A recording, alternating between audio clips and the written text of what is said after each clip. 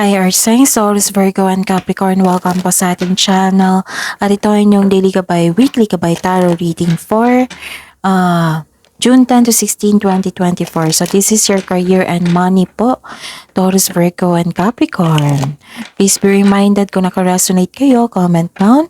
Kung hindi kayo naka-resonate, ibigay niyo po sa iba kasi general reading po ito.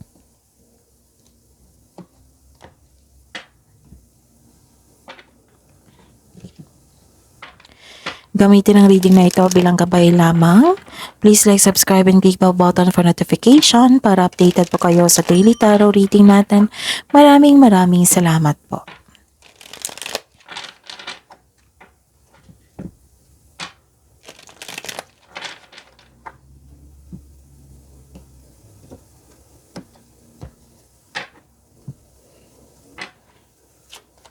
Spirits Guide, mga parating po sa career and money ni Taurus, Virgo, and Capricorn ngayong June 10 to 16, 2024.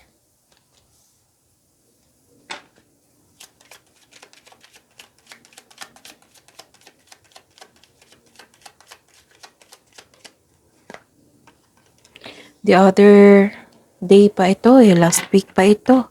Yung may taong gustong makipag-compete sa inyo, makipag-rival. Mag-ingat po kayo sa kanya kasi puro kasinungalingan to Tuso, mandaraya. So may masama siyang intention sa inyo. Okay? Tapos, may nakita ko dito malaking influence ng isang babae. Maaring siya yung nagbigay ng sakit ng ulo or inspirasyon sa inyo. Okay? At may dumating na opportunity na kailangan nyo bigyan ng atensyon, plano, konkretong plano para makagawa kayo ng best decision. Mensahe po para kay Taurus, Virgo, and Capricorn, Spirits Guide, sa career and money nila ngayong June 10 to 16, 2024. I need 2 cards po. Wow, money tree. Dreams come true. You will get what you have long desired. Enjoy your wealth, Taurus, Virgo, and Capricorn.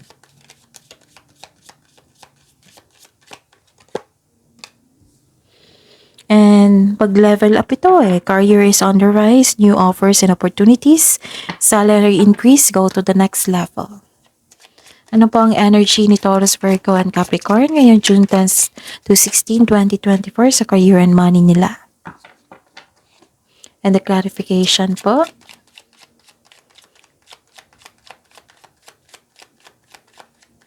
Sa mga suki ko dito, open po yung June 2024 monthly gabay tarot reading nyo po. So, PM me for schedule.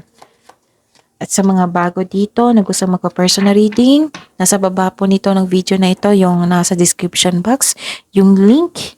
So, click nyo po yung link na yan para ma-message nyo po ako for inquiry and for booking. Nawalan kayo ng panatag dito or nagkaroon kayo ng lack of self-confidence, nagkaroon ng weakness, naging impatient, you have lack of self-confidence, naging weak kayo, madali kayo mag-give up, you don't trust yourself, uncomfortable kayo sa inyong sitwasyon ngayon, sa inyong career and money. Ang advice po ng card dito, na have faith in the universe, face your fears with self-confidence and courage, okay? And you felt empty kasi dito Nakikita ko dito, you felt empty, nagkaroon ng depletion, disappointment, okay? And nakikita ko dito yung nagkaroon ng blockages kasi may tao dito na nagkaroon ng toxic traits. Yung feeling exhausted po kayo due to the other emotional demands, kaya umiwas sa mga taong toxic or nagbibigay sa iyo ng stress. Nanghinayang ka sa ininvest mo sa isang nangyari na noon. Tapos, okay, so ayun, andito siya, yung taong toxic. Possible blessings na ma-receive ni Taurus, Virgo, and Capricorn for June 10 to 16, 2024 sa career and money nila.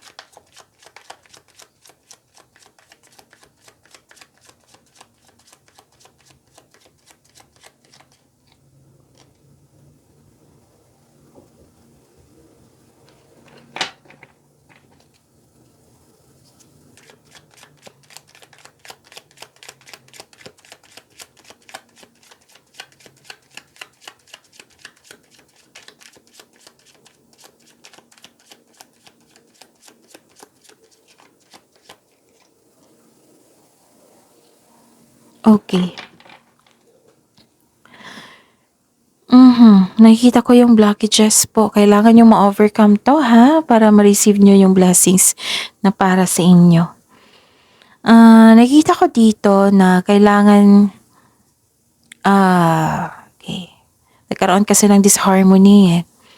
Yung hindi nagkakaroon ng pagkakaunawaan, conflict of interest po. Another card na nagsabi na naging impatient po. May unfair treatment ako nakita dito. Tapos, nag-struggle ka kasi nag-look back ka sa past. So, dalawang card na po nagsabi dito. So, the advice is try to look what you need now in the present. But don't worry, the blessings is you are guided to find peace. And ano ito? Okay. So, nakikita ko dito na makaka-receive ka ng isang balita na ayaw mo. Pwede din naka-encounter ka ng isang immature na tao na ayaw pagsabihan, matigas ang ulo, ayaw binabalaan. Nagkaroon din ng frustration dito kasi walang progress sa inyong proyekto or goal. Gusto mo mag-shortcut para matapos na ito. So kung kailangan po, sabi po ng card, kung kailangan nyo po daw matapos ito, kailangan daw hindi nyo po i-rush. Huwag nyo i-pressure o huwag nyo pahirapan yung sarili nyo.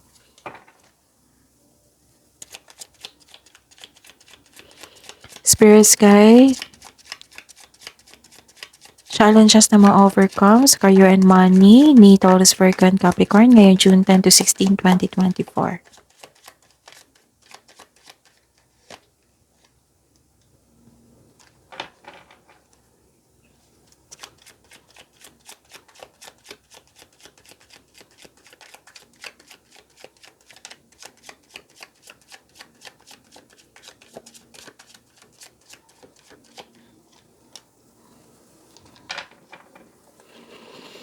Ano ito? Okay. Nakikita ko dito yung challenge is na-confuse kayo. Babala po, may sabi po dito, may warning kasi dito Taurus, Virgo, and Capricorn, na magkaroon po daw kayo ng obsession sa isang bagay or tao. Maaring may gusto kang kunin o bilhin na hindi mo na malaya, na check out nyo na. So, control on overspending. Sabi po ng card dito, warning. This is a warning na control yourself baka nagkaroon ng paggasta na hindi mo naman kailangan. Tapos another card po, tatlong card na po nagsabi dito na may tao na mapaninlang na tao na gustong may kunin sa inyo. So tatlong card na po, ayan ha. So mag-ingat po kayo sa kanya. Okay? At may hinihintay kayo dito or nag-iisip kayo, nagbabalanse kayo sa paggawa ng desisyon. So, this is the clarification of your card here. Kung nag-aantay kayo ng job opportunity or contract, there may be delays and frustration. Sa kaperahan, huwag magdesisyon agad na mag-invest o magkasta. Pag-isipan po yan na mabuti.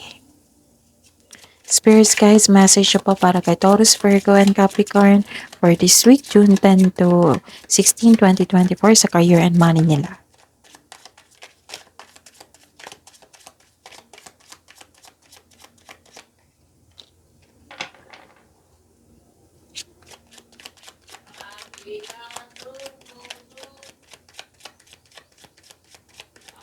Pasensya na po sa ingay, may dumaan, nagtinda ng ista.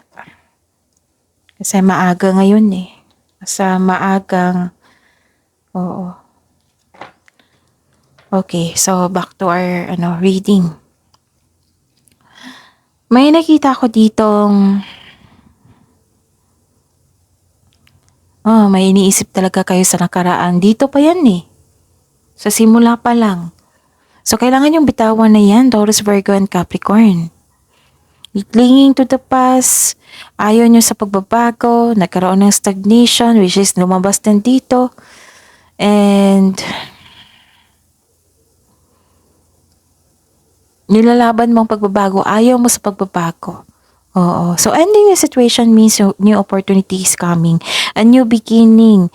It might be uncomfortable po ngayon, pero learn to let go sa nakaraan and trust the universe and yourself, okay? Ano pa ito? So, this is... okay. May nakita ako ditong...